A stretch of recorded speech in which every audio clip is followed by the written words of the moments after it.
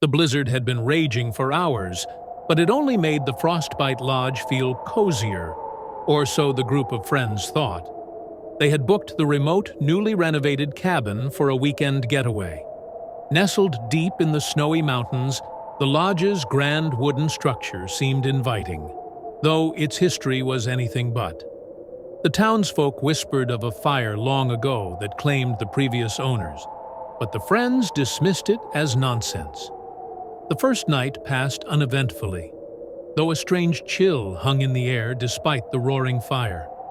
By morning, frost had formed on the inside of every window. They found her on the balcony, staring blankly at the dark forest, her lips blue, her skin pale as ice. When they tried to pull her inside, she turned, her breath visible in a chilling whisper. "He's inside." The fireplace died. The frost-covered walls groaned. And then they heard it, the slow, deliberate footsteps of something approaching. Something colder than the dead of winter.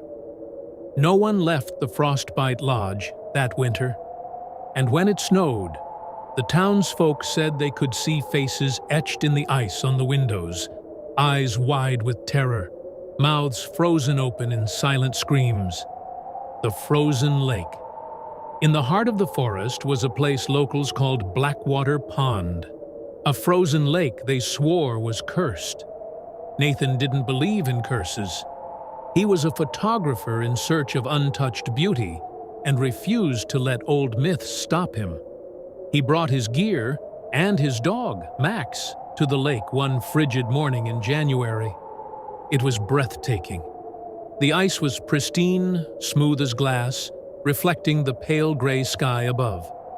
Nathan began setting up his camera, but Max growled low at the frozen water, his tail tucked between his legs.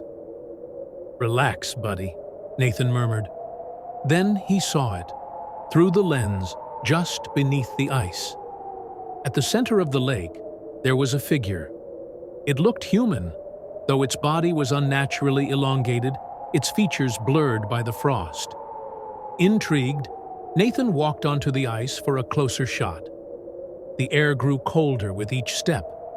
As he neared the center, the figure became clearer. It was a man, his face frozen in terror. His eyes seemed to meet Nathan's, and the ice beneath Nathan's feet began to groan. "Help me," a voice whispered. It was faint, muffled, as if trapped beneath the ice. Nathan froze. The ice cracked. Looking down, he saw pale, frost-bitten hands reaching through, grabbing his ankles. Max barked furiously from the shore, but it was too late. The hands dragged Nathan down into the freezing depths.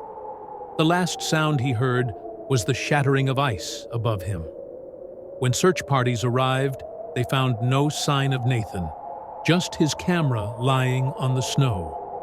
The final photo was of the lake, the faint outline of a figure visible beneath its frozen surface.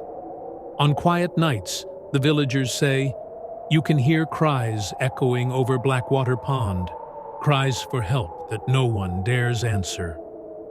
The Blizzard Man. The blizzard came fast and without mercy, blanketing the small mountain town in snow and cutting it off from the world. Emily, living alone in her cabin on the outskirts, didn't mind the isolation. But as the storm dragged on, something about the howling wind unsettled her. It wasn't just the usual gusts.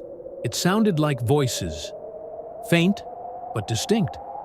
On the third night, the knocking began. At first, it was slow, deliberate. When Emily peeked through her frost-covered window, she saw him. A man, or what appeared to be one. He stood unnaturally tall, his face pale and gaunt, with eyes darker than midnight. He didn't wear gloves or a scarf despite the biting cold. "Who's there?" she called, her voice trembling. The figure didn't answer. He just stepped closer. Emily locked the door and grabbed her phone, but there was no signal. The knocking came again, louder this time. She glanced at the living room window and froze. The man was there, his face pressed against the glass, his breath fogging the pain. "Let me in," he whispered. Panicking, she shut the curtains and barricaded the doors, heart pounding. For hours, she listened to the knocking, growing louder, more insistent. Then it stopped. Silence. When she dared to look, she saw footprints in the snow. They circled the house again and again. Her stomach dropped when she realized the prints didn't lead back to the forest. They led to her back door. And then, her power flickered on.